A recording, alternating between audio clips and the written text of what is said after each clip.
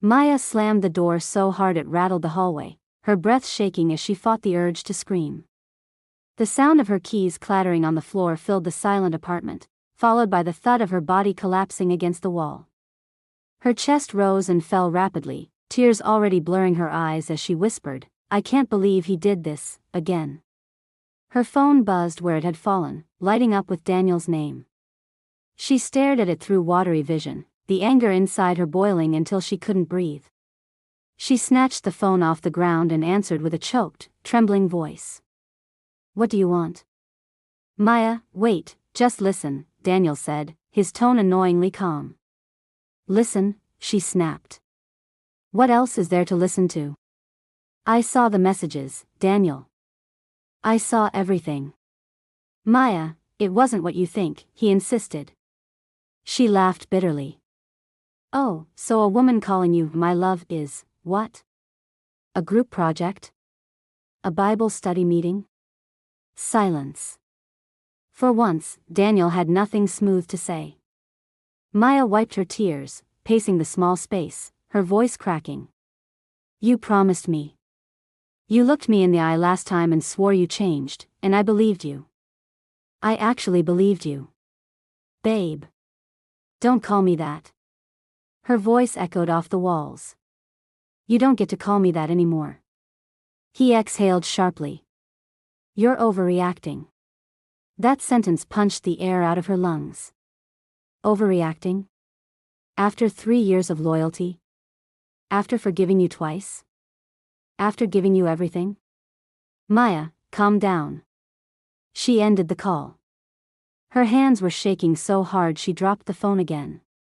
She sank to the floor, hugging her knees, sobbing uncontrollably. The betrayal stung deep, not just the cheating, but the way he dismissed her pain like it meant nothing. She thought she was done crying over him. She thought she was stronger now. But heartbreak didn't care about timing. It tore through her chest like it owned her. Minutes passed. Or hours. She couldn't tell. All she knew was that every breath hurt. Her mind replayed every moment, every late night he didn't answer, every time he hid his phone, every excuse she convinced herself to accept because she loved him. Because she believed love meant trying. But she was tired of trying alone. Her chest tightened painfully again, and she pressed her palm against it as though she could hold her breaking heart together. "I can't do this anymore," she whispered to the empty room. The loneliness swallowed her whole. Eventually, she forced herself to stand, though her legs trembled beneath her. She walked to the bathroom, splashed cold water on her swollen face, and stared into the mirror. Her reflection broke her. She looked drained, defeated, like someone life had kicked far too many times. She touched her cheek, her voice trembling. "Why am I never enough?" The apartment felt suffocating. She grabbed her jacket with shaky hands, slipped into her shoes, and walked out into the night, needing air, needing space, needing anything but that room full of memories. As she walked, her phone buzzed again with dozens of notifications.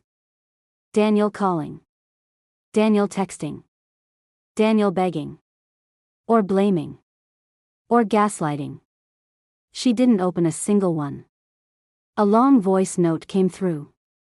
She played it, mostly because her fingers slipped across the screen. "What do you want me to say, Maya? You're being dramatic. She's just a friend. And honestly, if you're going to keep accusing me of things, maybe we do need a break." A humorless, pained laugh escaped her lips. "A break," she repeated to herself. "You already broke everything." She tossed her phone into her pocket and looked up at the night sky, tears still streaming. The street looked blurry, the lights hazy, her lungs heavy. She felt like a ghost walking through a world that suddenly stopped making sense. A young couple passed her, laughing loudly, holding hands. The sight stabbed her heart so sharply she had to stop walking. She leaned against a lamppost, letting out a shaky breath. "You'll be okay," she whispered to herself, even though she didn't believe it. A notification popped up again, not from Daniel this time, but from her friend Ava. "Are you home? Can I come over? I saw your post." I'm worried. Maya wiped her face with her sleeve and typed back slowly. I just need a little time. A sad emoji appeared from Ava, followed by, okay. But I love you. And you matter, Maya. The simple message broke whatever strength she had left. Love. She mattering. Two things Daniel never truly made her feel. She took a deep breath and started walking again, trying to steady herself. Her legs still wobbled, but she forced herself forward. As she crossed the street, she whispered, I have to let him go. The words were fragile, but real. And saying them out loud made the heartbreak feel even more final. When she reached the park nearby, she found an empty bench and sat down, hugging her jacket tighter around her. She cried quietly, letting out months, maybe years, of silent suffering. After a long while, when her tears finally slowed, she opened her phone. Not to look at Daniel's messages, but to block his number. Her thumb hesitated over the button. But she pressed it. A breath she didn't know she was holding escaped her chest. Maya, she whispered, you deserve better. If you're still here in the story, don't forget to like the video and subscribe so you don't miss the next stories. Your support really helps. She leaned back, staring at the sky again. Her heart still ached, her body still trembled, but something inside her shifted slightly, like a tiny spark of strength waking up. She didn't know it yet, but this breaking moment would be the beginning of the love she had always deserved. Maya sat frozen in her room after Lucas walked out of the restaurant. The silence in her apartment felt louder than any argument they had ever had. She kept replaying his voice in her head, steady, cold, final. She pressed her palms against her eyes, but the tears still pushed through.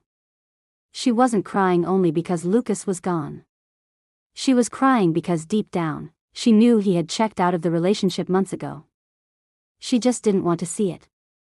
She had begged for scraps of attention, convinced herself that if she tried a little harder, loved him a little more, compromised a little more, he would come back to the man he used to be. But he never did. Her phone buzzed on the bed. Maya grabbed it instantly, her heart stupidly hoping it might be Lucas, but instead it was Lena again. Please come outside, the message said. Maya stood, wiped her face roughly, and headed down. When she stepped into the cool air, Lena rushed to her with a tight hug. You don't deserve this, Lena whispered. You have the biggest heart I know. Lucas doesn't get to crush it. Maya wanted to argue, to defend him, out of habit, but nothing came. She just whispered, I'm tired, Lena. I'm tired of loving someone who barely sees me. Then let this be the last time, Lena said firmly. Maya nodded, even though she wasn't sure she could keep that promise yet. For the next few days, she moved through life like she was carrying stones in her chest. At work she forced smiles, forced focus, forced herself not to reach for her phone every 5 minutes. Every night she told herself she wouldn't cry again, and every night she failed. But on the 4th day, something unexpected happened. She got a call she had completely forgotten about, her boss reminding her that she had volunteered to help organize a local charity event for single mothers in the community. She almost said she couldn't come, but something inside her whispered, go. When she arrived at the center the next morning, she found herself surrounded by people who weren't pretending to be okay. They were openly struggling, openly hurting, and yet somehow still hopeful. One of the coordinators approached her. You must be Maya, the woman said warmly. We've been expecting you. Someone will show you the setup area. Theo. A tall man turned around at the sound of his name, and when he did, Maya's breath hitched for just a moment. He had a kind face, not handsome in an intimidating way, but warm, honest, comforting. The kind of face that made you feel safe without even knowing why. He approached with an easy smile. You're Maya, right? I'll show you where we're organizing care packages. Maya nodded, managing a polite smile. Yes, nice to meet you. As they walked inside the hall, Theo said, thank you for helping. Most people don't volunteer unless they have something personal driving them. Maya exhaled softly. Maybe I do. He didn't pry. He simply said, "Well, whatever brought you here, I'm glad it did." Her chest ached at those words. Someone being glad she was there. She wasn't used to hearing that. As they began packing items into boxes, Theo kept the conversation light. "So, what do you do outside of saving the world one package at a time?" he asked. Maya laughed gently, and it felt strange to hear the sound. "I'm a graphic designer. I probably stare at a screen more than I stare at people." "That sounds rough," he teased. "I'm the opposite. I work in community outreach. I'm always around people." "That must be exhausting," Maya said, "sometimes. But I love it. People fascinate me." Then he paused, hesitating, studying her almost curiously. "What?" she asked softly. "It's just," he said. "You look like someone who's been holding a lot in." Her throat tightened. She looked down at the care package in her hands. "It's been a hard week. A hard few months, actually." Theo nodded, not pushing. "Well, you don't have to talk about it. But you don't have to carry it alone either." Those simple words nearly broke her. They worked together for hours. Every time Maya's mind started drifting back to Lucas, his cold stare, his cutting words, Theo would say something light, something thoughtful, something silly. And she would smile again. As the event wound down, Lena's name flashed on Maya's phone. "How's it going? Need rescue?" Lena asked. Maya glanced at Theo, then back at the phone. "Actually, I'm okay." "You sound different," Lena said. "Who is making you sound different?" Maya blushed. "It's not like that. I'm just around good energy right now." Theo noticed the faint smile on her face and gestured toward the exit. "Want to walk out together?" She nodded. Outside, the late afternoon sun painted everything gold. They stood on the steps for a moment, neither rushing to leave. "Thanks for today," Maya said. "Honestly, it helped more than you realize." "Then I hope this won't be the last time," he replied gently. "We could use more volunteers, and I wouldn't mind working with you again." Maya's heartbeat stuttered. He wasn't flirting. He wasn't pushing. He was simply kind. "Maybe I'll come back," she said softly. "Good," he replied with that warm smile. "See you soon, Maya." As she walked away, for the first time since the breakup, she felt a small spark of something she thought she had lost forever, hope. The next morning, Maya woke up feeling lighter. Not healed, not whole, but lighter. As she made breakfast, she kept replaying the way Theo smiled, the way he listened, the way he noticed her pain without judgment. She shook her head. It was too soon to think about anyone else. Her heart was still bruised, still raw, and she didn't want to project meaning onto simple kindness. But something inside her whispered, "Go back." By noon, she found herself walking toward the community center again. She told herself she was just checking in, maybe helping out if they needed it. But when Theo spotted her from across the room, his entire face lit up with a warm, unguarded smile. "You came back," he said, almost sounding relieved. Maya shrugged lightly. "I had some free time." "I'm really glad you're here," he said, and she felt her stomach flutter. He handed her a clipboard. "We're organizing a mentorship program today. If you're up for it, I'd love your help." They worked side by side for hours again. The atmosphere was busy and meaningful, nothing like the suffocating tension she used to feel around Lucas, where her shoulders were always tight and her mind always racing. At one point, while updating a list, Maya suddenly froze. She had accidentally written Lucas's name instead of Theo's. She stared at it, feeling the sting of humiliation creep up her neck. Theo leaned over. "Something wrong?" She quickly covered the paper. "I just made a mistake." He chuckled softly. "Looks like the kind of mistake that comes with a story." Maya felt her throat tighten. "It doesn't matter." Theo quietly set the clipboard aside. "Maya, everything that hurts you matters. Even if you don't want it to." She inhaled shakily. No one had ever told her that. Not even Lucas. Especially not Lucas. Without realizing it, tears formed in her eyes. Theo reached out slowly, giving her every chance to pull away, and gently touched her arm. You don't have to hide what you feel. Not here. I'm sorry, she murmured, wiping her eyes.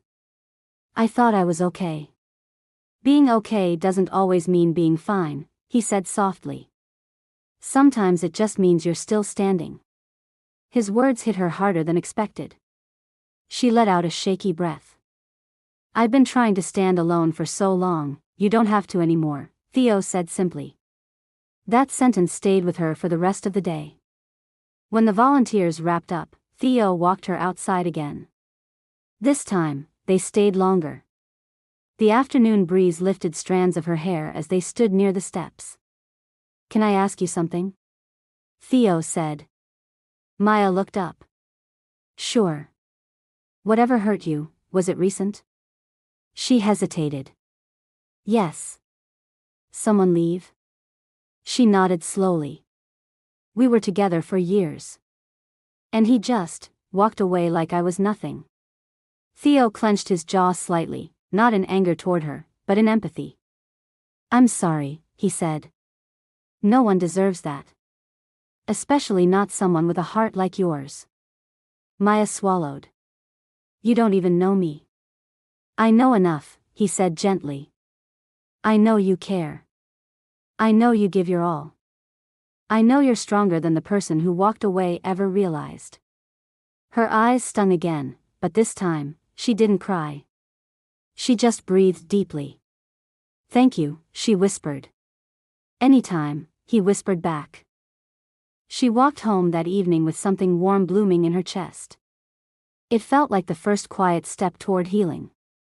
That night, she posted a short update on her social page, trying to rebuild.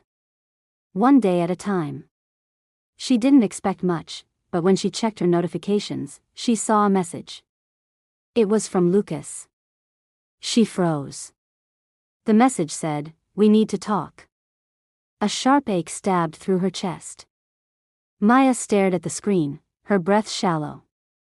Everything she had tried to bury came rushing back, the arguments, the silence, the dismissal, the emotional distance. Her heart thudded painfully. She typed nothing back. But the message alone was enough to shake her.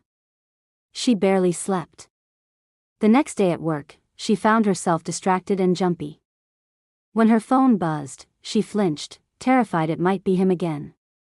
When it buzzed a second time, she grabbed it quickly. But it wasn't Lucas. It was Theo. Are you coming today? We're putting together care kits for the new families. Her heart steadied. She replied, yes. I'll be there. And she was. When she arrived, Theo immediately picked up on her tension. His eyes softened. Rough night? You could say that, she sighed. Want to talk about it? No. But thank you for asking. Theo nodded and didn't push. Instead, he tried to distract her with small jokes and light conversation, and it worked. Slowly, the anxiety loosened its grip. While they packed kits, Maya finally spoke. He messaged me. Theo paused. Do you want him back? She shook her head. No. But it still hurts. That's normal, Theo said. Healing isn't a straight line. She wrapped her arms around herself. I'm scared he'll try to pull me back in. Then don't let him, Theo said calmly.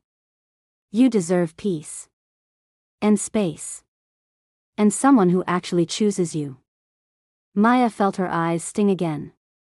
I'm trying. I know, he said softly. And you're doing better than you think. The next few weeks unfolded in gentle waves. Maya kept volunteering. Theo became a steady presence, warm, supportive, patient. He never crossed boundaries, never pushed, never hinted at anything romantic. He simply existed beside her, offering comfort without expecting anything in return. But the more time they spent together, the more Maya noticed little things about him: his quiet laugh, the kindness in his eyes, the way he listened deeply when others spoke. Feelings began forming slowly, tenderly, like petals unfolding. But just as something new was beginning to grow inside her, Lucas showed up. Not a message. Not a call. He came in person. And he showed up at the worst possible time, right when Maya and Theo were walking out of the community center together. Maya froze the moment she saw Lucas leaning against the railing outside the community center. Her stomach dropped. Her fingers instinctively tightened around the strap of her bag. She wasn't ready. She wasn't prepared. She didn't want this, not like this. Theo noticed her body tense instantly. His expression shifted from relaxed warmth to protective concern. "Maya," he whispered. She swallowed hard. "That's Lucas." Theo stayed quiet, but he subtly positioned himself closer to her, not in a possessive way, but in a supportive one. The kind that said, "You're not facing this alone." Lucas pushed off the railing and walked toward them with a confident stride, like he had every right to show up in her life again. He gave Theo a dismissive glance before focusing entirely on her. "Maya, we need to talk," Lucas said. She flinched at his tone. It wasn't pleading. It wasn't remorseful. It was commanding, like he still believed he had authority over her. "What are you doing here?" Maya asked quietly, her voice shaking. Lucas sighed like she was the one wasting his time. "I've been trying to reach you. You ignored my message." Theo's jaw tightened. "That's because I don't want to talk," Maya said, finding a hint of strength. Lucas blinked like the thought had never occurred to him. "Maya, don't be dramatic. We were together for years. We can't just pretend none of that matters." "It mattered to me," Maya said softly. "I'm not sure it ever mattered to you." Lucas scoffed. "Of course it did. But people fight. People break up. They come back. That's normal." Theo stepped forward slightly, voice calm but firm. "She said she doesn't want to talk. You should respect that." Lucas turned on him sharply. "And who are you?" Theo opened his mouth, but Maya stepped in front of him. "He's my friend," she said clearly. "And he cares about how I feel." Lucas's eyes narrowed. "A friend," he repeated mockingly. "Right." Maya's pulse pounded in her ears. "Lucas, please leave." Lucas shook his head. "Not until we talk. In private." "No," Maya said, surprising herself. "Not in private. Not now. Not anymore." Theo watched her with quiet pride. Lucas's expression shifted, the first crack in his arrogance. "Maya, what happened to you? You used to listen." That sentence hit her like a slap. She used to listen? She felt her throat burn. "I used to break myself to keep you happy," she whispered. "I used to silence myself just to avoid arguments. I used to believe that loving you meant losing myself." Lucas's face hardened. "Oh, here we go. You've clearly been talking to someone who's filling your head with nonsense." Theo stepped forward, voice low. No one filled her head. She finally heard her own voice. Lucas glared. "Stay out of it." "I will," Theo said calmly, "as soon as she's safe." Maya drew a shaky breath. "Lucas, you chose to leave me. You walked out without looking back. I begged you to stay. I begged for your attention. I begged for the bare minimum, and you still pushed me aside." Lucas's jaw clenched. "People make mistakes." "Yes," Maya said, "and leaving was yours. And staying was mine." He blinked, confused. "What?" "My mistake was holding on to someone who wasn't holding on to me." Lucas stared at her, stunned. "So that's it? You're just replacing me with him?" Maya shook her head. "No. I'm choosing myself. For the first time." He just reminded me that I deserve to. Theo looked down, moved. Lucas scoffed again, but this time it sounded weak, desperate. You don't mean this. You're upset. You're emotional. You'll regret this. Maya steadied herself. Maybe. But at least this time, the choice will be mine. Lucas stared at her, chest rising and falling quickly. So I came here for nothing? She nodded gently. Yes. You did. Silence fell heavy between them. Lucas looked at Theo, then at Maya, and for the first time, she saw something real in his eyes: fear. Fear of losing control. Fear of losing someone who once gave everything. He stepped back. Fine, he whispered. But don't come running back when he disappoints you too. That won't happen, Maya said softly. Because I'm not looking for someone to save me. I'm learning to save myself. Lucas flinched, turned, and walked away. Maya watched until he disappeared down the street. Only then did her knees weaken. Theo immediately steadied her. You okay? He asked gently. She nodded, even though tears were slipping down her cheeks. Yeah. I think I am. Theo didn't hug her. He didn't rush her. He simply stood there, letting her breathe, letting her process, letting her exist without pressure. I'm proud of you, he said softly. Maya wiped her eyes. I didn't think I could say all that. I knew you could, he said. You just needed someone in your corner. She looked up at him, really looked, and realized how different he was from everything she'd known. With Lucas, love had felt like walking on broken glass. With Theo, it felt like sunlight breaking through after a long storm. They walked together in silence for a moment before Theo spoke again. Maya. I don't want to push you or rush you, he said hesitantly. But I care about you. A lot. And not just as a friend. But I'm here in whatever way you need, slow, gentle, distant, close, whatever helps you heal. Tears welled again, but they were soft, warm, hopeful. I don't know if I'm ready, she whispered. That's okay, Theo said. We'll go at your pace. She smiled, a real smile this time. Thank you. They kept walking until they reached the corner. Theo hesitated. Can I walk you home? She nodded. I'd like that. When they reached her building, she turned to him. Theo. Yes? Can I hold your hand? His eyes softened, and he slowly reached out. Their fingers intertwined gently, naturally, like they had been waiting for that moment. Maya felt something settle in her heart, not the rush of infatuation, not the fear of loss, but the quiet warmth of something real. Her broken heart hadn't been the end of her story. It had been the beginning.